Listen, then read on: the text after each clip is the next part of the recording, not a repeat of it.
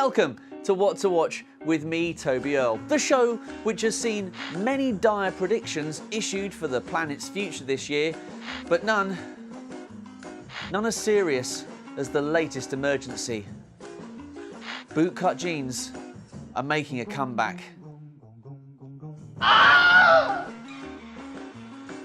We live in dark and dangerous times. Until this show succumbs to mid-2000s fashion, we'll speak to the most streamlined stars off the most dapper screen in the corner of the room or in your bell-bottoms. Coming up on the show today, Hugo Weaving, Stephen Lang and Ronan Raftery cut across land aboard a vast motorised London in new steampunk adventure Mortal Engines. And they discuss what London means to them. Olivia Williams, Nicholas Pinnock and Harry Lloyd cross into this reality to share classified information about dimension-hopping espionage thriller Counterpart, returning for its second series. And there's the alternative Apprentice epilogue with this week's boardroom evict. 5. And I'll give you my top TV picks of the week, the shows which, if you miss, will make you lonelier than a complete and unredacted sentence in the latest set of notes from the Mueller investigation into Trump's collusion with Russia. The Danish and Norwegian concept of hygge, coziness which benefits well-being, has swept across Europe, although it has swerved the Arctic outpost of Fortitude, a place which could do with some mental well-being. Calm has been absent from there for some time and remains out of reach in the third and final series, airing Thursdays at 9 p.m. on Sky Atlantic, or ready for binging right now. Richard Dormer returns as Sheriff Dan Anderson, a man who isn't what he used to be. And we discuss not being on top of the world, but the top of the world. No, I mean, you wouldn't live long. I mean, the average, get to Fortitude, you live about 6 months, then you see lovely sunsets, and that's about it. No, I mean, it's brutal. But before all this happened, before the mammoth came out of the ice, and the parasitic wasps, it was the most peaceful place on Earth, and there was no crime. So it's not necessarily... Well, that's interesting, actually, because the wasps, the parasitical infestation or whatever, creates the murders, but the murders then create corruption, and it's how people deal with those murders. That's when you see that all was never well in Fortitude. They may say it's the safest place in the world, but everybody, I think it's like a microcosm of the greater world in politics, in a way, that all is not well in Denmark. There's just something not quite right under the surface. And in the third series, Dennis Quaid returns as well. Yeah. One of the names to have made it at least through one series. Yeah. How has it been having Dennis Quaid aboard for the last two series? And because I've heard he went a little bit extreme for this new series in terms of getting his kit off. He went full metal Dennis on it. He did. He was running around with his top off in -30. For about 10 minutes. The scene it's one of the most incredible fight scenes. It's brilliant. I was going to say, but away from what you got up to off camera. Yeah, oh yeah. And me and Dennis, we both love music and we both love playing. So we were basically just jam buddies. Every night in the bar we would get together, have a few beers and just play music. It was great. Who's playing what? He plays guitar. Yeah. And I play a resonator ukulele, which is like a little mini guitar. It was just lovely, and the people, any guests at the hotel, were just getting entertained every night for an hour every night. Just these two weird guys. So what would a normal D&Q number be then on a? Do you know Gin and Juice, the Gourds? I was thinking more Snoop Dogg. Okay. Yeah. The rolling down the street, smoking indoors, sipping on gin and juice. That was a favourite. We like that one. And I'm just sort of tied to Fortitude. Snow and Mud is something you've been working quite a lot recently. Game of Thrones is returning next year as well. Yes. Are you looking forward to not working in that medium for a while, or do you plan to continue working as much Snow and Mud as possible? I would like a bit of sunshine. I would like a beach. I'd like to get a tan. and not have a beard. Really? Yeah. And not speak. No, I'd love to do some comedy now. I just want to get, some crazy, or something in space would be good. Really? So space comedy? Space comedy. Space balls. But with a sunny planet. With a sunny planet, yeah. Now for what we call WTW, PC, T, Q, O, T, W. What to watch's pop culture Twitter quote of the week? What's a celebrity said on Twitter? This week. I know what you're all thinking. Tweeted celebrity fugitive and not Elizabeth Hurley, it's Kay Burley. The news anchor tweeted a video of Sully, President George H.W. Bush's service dog, by his former master's coffin in a subdued mood.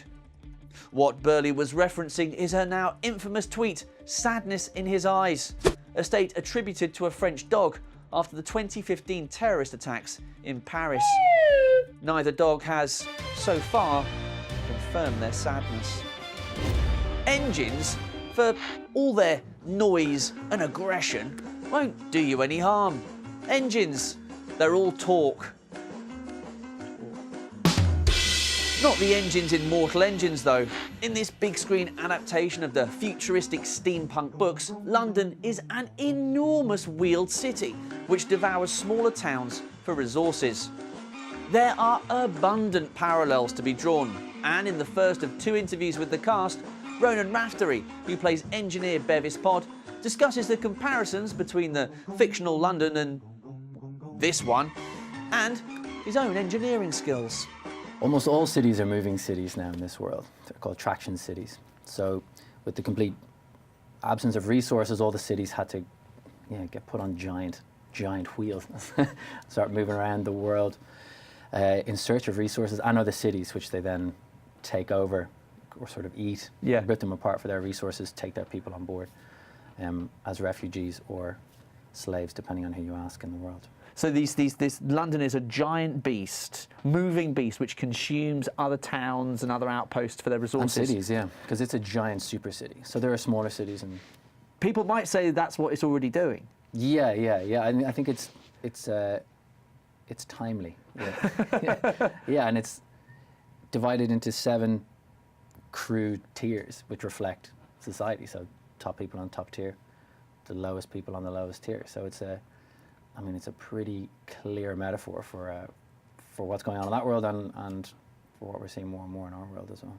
It's terrifying. I mean, when you see the movie, it looks like a fantasy. It is in the fantasy genre, I'm sure, but it's terrifying how much of it seems plausible in the not too distant future. Some of it's obviously insane, but the stuff that you're talking about, like the absence of resources, the panic amongst the people, the division amongst all different kinds of society, because there's a huge group of people in the movie who don't believe in the idea of cities moving around and devouring each other for resources. They think we should be putting our efforts into living on the land and rebuilding that way. So they're kind of considered the rebels in our world. Your character, Bevis Pod, is an apprentice engineer. Yes. What do you engineer? Everything, really. Engineer is kind of a catch-all term for, I could be working on electrics or something mechanical or something, but I'm, like you said, an apprentice, so I just do a lot of the grunt work, fixing signs. But what's important for Bevis is that he works in the very lowest tiers of London, so he sees a lot of the horrible things that are going on, which people from, say, the middle class up aren't aware of. So when, for example, London takes over a new city, these people are welcomed as though London is a saviour, that Londoners are their saviours. But Bevis is aware that that's not actually the case. They're welcomed as refugees, but treated as slaves, treated as something much, much darker. And Bevis hates that and wants to do something about it, but doesn't know the first thing of what to do and is terrified. You play this apprentice engineer, Bevis. Yes. What's your engineering ability actually like? Zero. Can you change Nothing. a tyre? No. Do anything? Nothing. I installed a shelf once. How'd it go? poorly. I then had to ask somebody to come and fix it. What sort of slant are we talking? Was it like just off a It bit? wasn't so much of a slant, it was more like a giant hole in my wall after it. Have you not made any Swedish furniture before? Oh, from that giant company? Yeah. I have. Again, holes in the wall, on the floor, then spend all my money asking somebody to build it for me.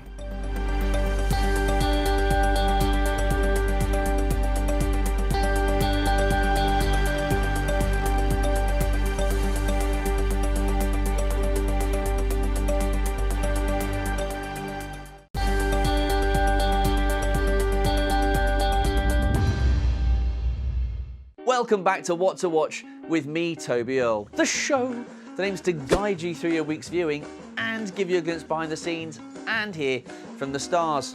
Coming up, I'll give you the TV picks of the week, which are almost as good as the upcoming People Just Do Nothing and Top Gear crossover.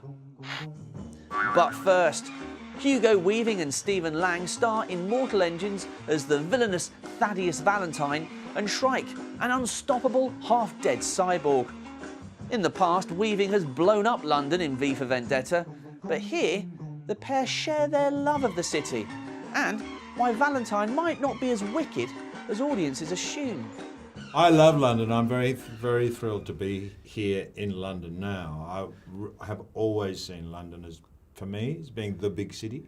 So I did live here a little bit, but I was either in the West Country of England or in South Africa or Sydney or all over the world. But to me, London always was kind of the centre of, like, that was the big city of the world. I know you live in New York. Well, but I did. I lived in London. But London, to me, is such an exciting place, and I absolutely adore coming back. I lived there in '71, and I worked in the kitchen at the Grosvenor Court Hotel, Grosvenor Square.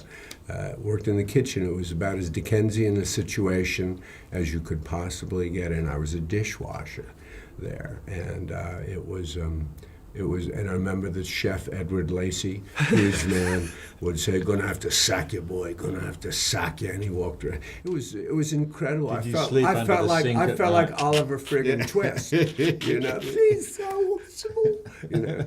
But I loved it. I've always loved London. Used to go to the theatre and stand and watch the greats. I mean, you loved it so much that you left in 1972 and never came back after that experience. I went home to New York. Yeah. Endless work. I He was couldn't just go down back. He here was on a pining to bum. come back, but he couldn't. I wondered about this city on wheels, the kind of place it depicts. I mean, it is a harsh place, and it also kind of is rolling imperialism, isn't it? Yeah. I mean, that's kind And of nothing really- exists for the people on London. Actually, if you think about it, nothing exists outside that world because none of them want to get. You can't get off London, right? And you're stuck on your tier, so you're stuck in your high rise. There's a hierarchical system there. There's St Paul's in the wheelhouse and Clear House up on the top, and then Mayfair and all the shops, and then the further you go down, the harder your life gets. So it's a very structured society. But everything outside London is unknown, or bad, or evil, or the other, or the enemy. And I wanted to go. I mean, in V for Vendetta, you blew up a large section of London. I did. Here, you're its saviour. Correct. I only did this film because I thought people thought ill of me after V for Vendetta. Just so you could show your face around here again. That's right, exactly. What did you enjoy more? Trying to save London as it saved your blow blood? it up. Much more. Oh, no, but actually, if you think about it, Valentine. In fact, I shouldn't say this because I'll never be allowed back to London, but Valentine doesn't really believe in London, I don't think. He actually doesn't. Valentine doesn't, well, he does, but he doesn't believe in tractionism, and he doesn't believe in municipal Darwinism anymore. Mm-hmm. The future is somewhere else. The future is not with this London as we know it, this London here. Yeah. And in fact, he ends up. Well, I shouldn't give away the end of the film, so I won't. But he does. Have quite different feelings about the city of London at the end of the film, and He's highly individualized in a very, very mechanized, very, very sort of homogenized, not the right word, but a society where people are really put in their boxes. He's the cuckoo in the nest of London. He's a maverick. He's the cuckoo in the nest. And now for the TV news in briefs. In what will be the most popular biology lesson on TV news, Netflix have released the first images from their new comedy drama, Sex Education. Gillian Anderson plays sex therapist Jean and mother to Otis, played by Asa Butterfield, who has a phobia of his own sexuality. He should get mates rates, or Durex rates. And that was the TV news in briefs.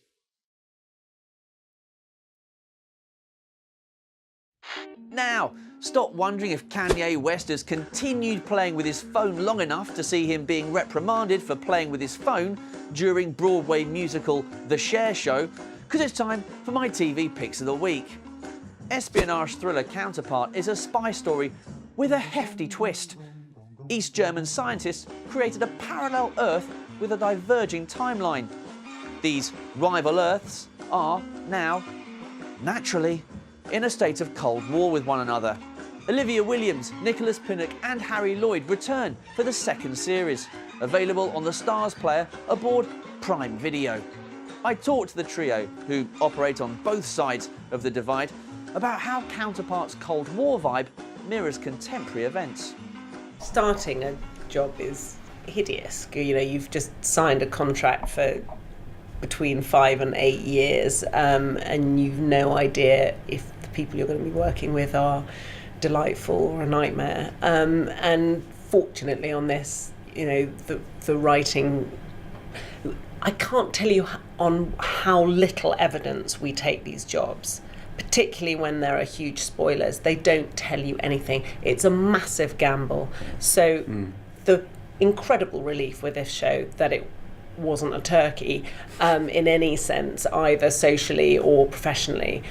Coming back for season 2, it's like a party, you know. Yeah, just like, and we were so lucky that we always knew that it was a 2-season deal. That was, I think, why big attraction to a lot of people to come on board. It's so rare that they said we have Stars as guaranteed 20 episodes, and we got to read the first 10 very early on. Once we kind of started shooting. Justin Marks is just such a marvel that he had 2 kind of mapped out and would tell us bits and pieces throughout. So by the end of season 1, we kind of knew what we were in for season 2. So we came back with such energy and ideas that such you a wanted drive to hear as well. Yeah, it was great. Yeah, there's that sense with him that you're not a voice in the wilderness. You know, if there's something bothering you, you go and you talk to him about it, and it appears in, you know, the next episode. And to have that kind of collaborative sense, you know, for an actor, you know, you're engaged. You give more because you get more. How rare is that to work on a show of this magnitude with such scale, and then still have that relationship with a writer to be able to go and say, I'm just wondering about this, and things changing after you have that conversation? Is that a rarity? Virtually unheard of. Yeah, seriously. I would say, yeah. I mean, I think if you're a big bossy lead actor, often you can get everyone to rewrite your stuff on the day if you need to. But the fact is that everyone has a point of view here, and everyone is listened to, and everyone's really engaged in the world, and they're not saying, oh, I just want a few more lines in this scene, Justin. It's like everyone's thinking ahead. Because history today, and certainly in the show, it feels more important than ever in understanding exactly where we are, why we are. It's not just something that happened and now here we are, we'll just deal with it and and see what happens next. There is a reason for why we're here right now. Yeah, because even though it is all the different genres involved, it's a spy thriller, it's a metaphysical drama, it's a science fiction.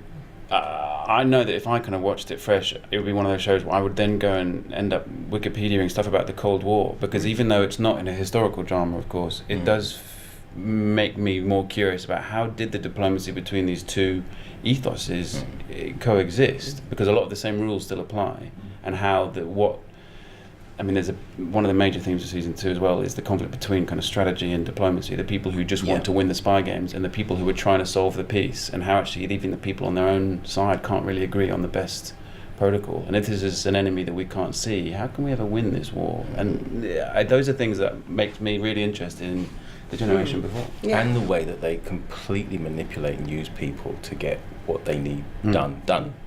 And these people have absolutely no way of saying no, and they just trapped in a system that, you know, has locked them into doing some really weird things, telling the most, amazing lies, going so deep undercover that they forget who they are, even, which, happened and is still happening. Fortune doesn't favour the brave in sci-fi film frequencies, where luck is predetermined and your status is defined by the frequency your body emits. Those with a low frequency, will never be as successful or as fortunate as those with a high, I'm not doing it, frequency. In this smart indie on London Live this Sunday at 7:30, one man tries to be on the same wavelength with a woman he loves by altering these natural laws with a new technology. An experiment which comes at a cost. This is you. You resonate on an ultra-low frequency. It means that he is literally out of sync with the natural world. He will never fit in. And now for the alternative Apprentice epilogue. What did this week's fired candidate from The Apprentice really want to say to Lord Sugar in the boardroom? You're fired, fired, fired, fired. You're fired. You're fired. Lord Sugar, you've made a huge mistake not investing in me. As I said, I've got an amazing business idea. I was developing 3 new products that are not yet on the market, and had you invested in me, we could have made an awful lot of money. Watch this space. That's it for this week. Thank you very much for joining me. I'll be back next week, so keep watching.